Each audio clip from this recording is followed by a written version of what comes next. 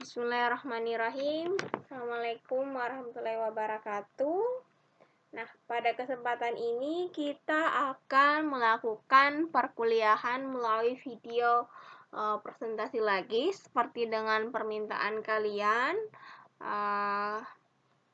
Materi yang akan dibahas saat ini adalah masih mengenai stokiometri. Jadi stokiometri ini akan dibahas pada pertemuan hari ini dan masih ada satu lagi pertemuan untuk membahas mengenai stokiometri. Nah, begitu juga dengan rumus molekul. Nah, rumus molekul ini yang disimbolkan dengan Rm sama dengan rumus empiris, di mana rumus empiris itu perkalian dari n. N di sini bukan mol ya, tetapi bilangan bulat dari hasil perhitungan. Begitu juga kalau massa relatif dari rumus molekul itu sama dengan massa molekul relatif dari rumus empiris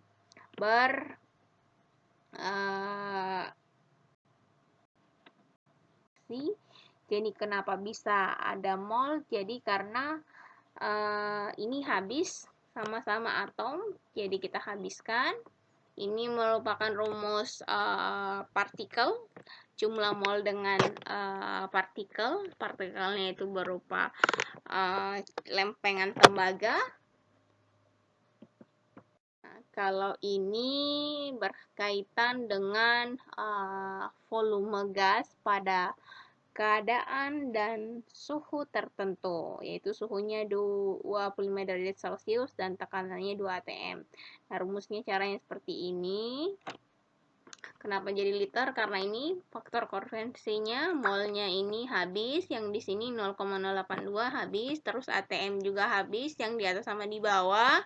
Kemudian Kelvin juga habis, karena di sini minus, di sini positif, jadi itu habis. Molekul dan rumus empiris. Nah, kalian pelajari nanti ini. Nah, cara menjawabnya seperti ini. Kalian cari dulu massa dari soal tersebut, karena soalnya hidrogen dan karbon. Kemudian dicari perbandingan molnya, perbandingan mol karbon dan hidrogen. Setelah itu dari perbandingan itu akan diperoleh rumus empirisnya. Nah, setelah rumus empirisnya, masukkanlah rumus molekulnya tadi, Mr dari rumus empiris itu dikali N. Berikut ini seperti ini caranya, nanti kalian pelajari ya.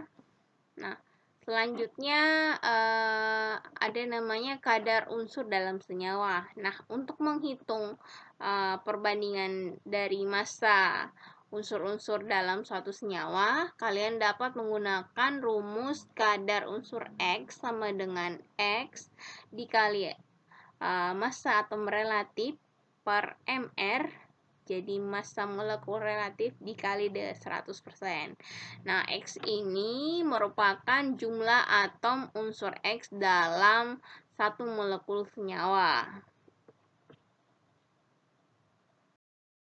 Nah, selanjutnya ada koefisien reaksi. Nah, koefisien reaksi ini perbandingan jumlah mol dari zat-zat yang terlibat dalam reaksi. Nah, rumus yang dapat kalian gunakan adalah mol zat X sama dengan koefisien reaksi zat X per koefisien reaksi zat yang diketahui dikali mol zat yang tidak diketahui. Kalian bisa melihatnya. Jika diketahui 8,1 gram logam aluminium direaksikan dengan larutan asam sulfat atau H2SO4 menghasilkan garam aluminium trisulfat dan gas hidrogen. Nah, diketahui atom relatif dari aluminium itu 27, sulfur itu 32 dan oksigen 16. Maka tentukanlah massa dari garam aluminium trisulfat yang terbentuk, kemudian volume gas hidrogen pada keadaan standarnya. Nah, cara mencari seperti ini. Pertama, kalian buat dulu persamaan reaksinya. Jadi kan tadi diketahui ada aluminium dan asam sulfat. Nah, kalian setarakan jumlah koefisien kanan dan kirinya. Di sini kan 2Al ada. Jadi ini 2Al, di sini juga 2Al, sedangkan sulfatnya di sini ada 4, berarti ada 3, berarti 12. Di sini juga harus ada 12 di sebelah kanan dan kirinya. Hanya di sini ada 6, berarti H di sebelah kanan juga harus ada H6, hanya 6. Kemudian kalian hitung mol aluminium. Nah, untuk menghitung mol aluminium trisulfat itu, kalian menggunakan perbandingan koefisien, yaitu mol sama dengan berat atom relatif. Nah, diketahui tadi berat atom relatifnya itu adalah 8,1 gram per massa atom relatif dari aluminium itu kan 27 gram per mol. Jadi gramnya habis, sisa 0,3 mol.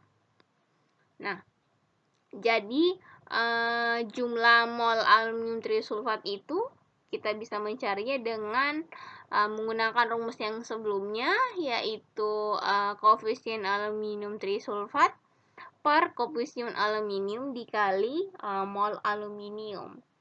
Nah, hasilnya adalah 0,115 mol. Jadi koefisien aluminium, perbandingan koefisien aluminium dan aluminium trisulfat, mohon maaf, dan aluminium itu adalah 1/2.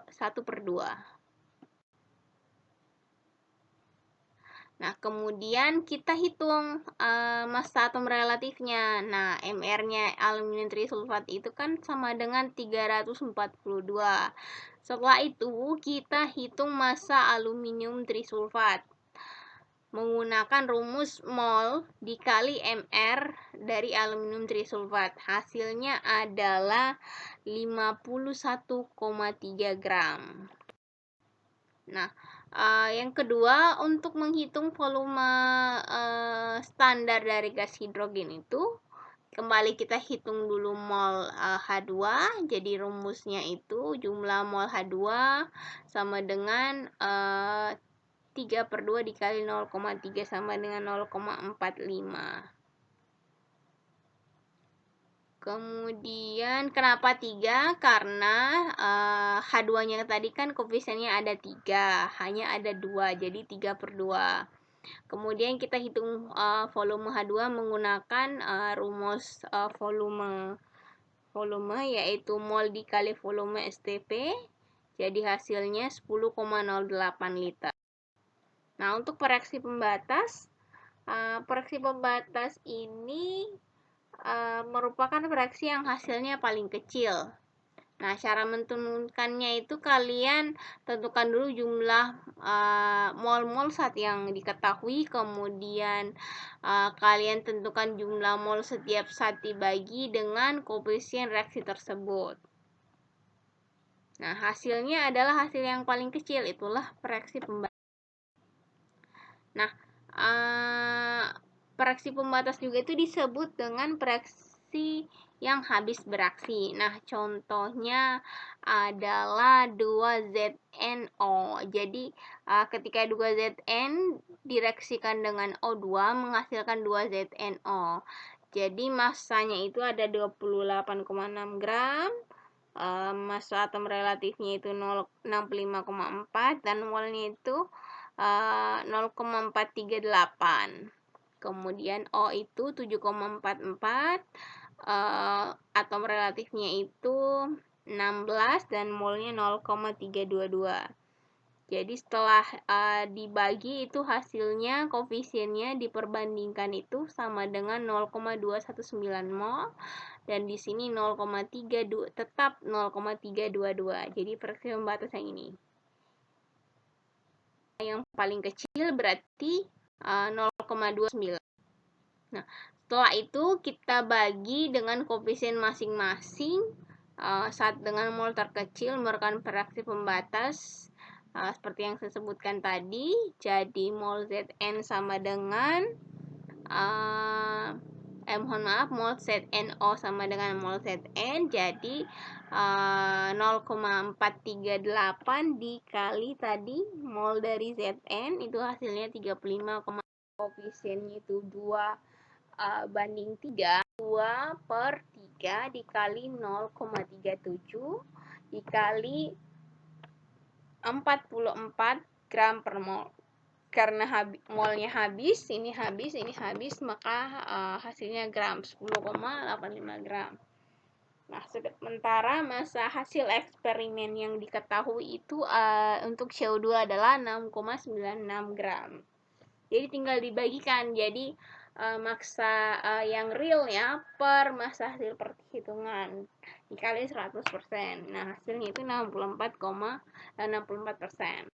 Oke, cukup sekian materinya. Nanti kalian kerjakan tugas yang akan saya berikan. Terima kasih, dan jangan lupa pelajari materi-materi yang telah saya berikan, karena minggu depan kita akan melakukan meet.